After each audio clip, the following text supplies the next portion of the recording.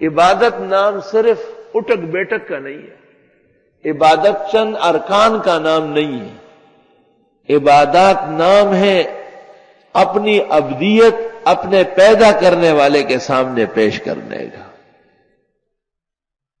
اس میں مال خرچ کرنا بھی ہے، اس میں وقت خرچ کرنا بھی ہے، اس میں اولاد کو درست راستے میں لگانا بھی ہے، اس میں دوسروں کی ترغیب بھی ہے، اس میں دوسروں کو برے کاموں سے روکنا بھی ہے، اس میں اللہ کے نیک بندوں سے محبت بھی ہے، اس میں دشمنان خدا اور رسول سے نفرت اور بغض بھی ہے۔ یہ سب قرآن سے کہا رہا ہے۔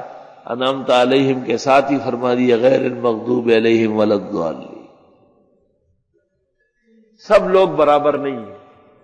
جو کہتا ہے کہ سب لوگ برابر ہیں وہ قرآن کا منکر ہے اور وہ اللہ کی کتاب کا دشمن ہے۔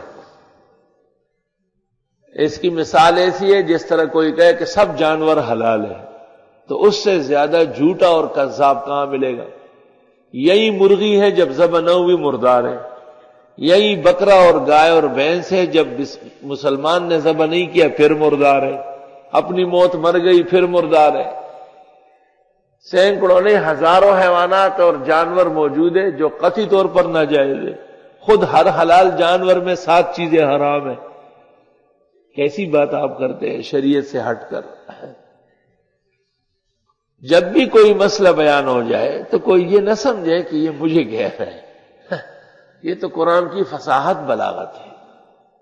ممکن ہے اتفاق سے اس کو اس کی ضرورت ہو، خوش طرح باشد کے سر دل برا گفت آئے در حدیثی دیگرا، اس کو خوش ہونا چاہیے کہ چلو میرے لیے اس کا مداوا اور شفا کی صورتیں سامنے آئی ہیں۔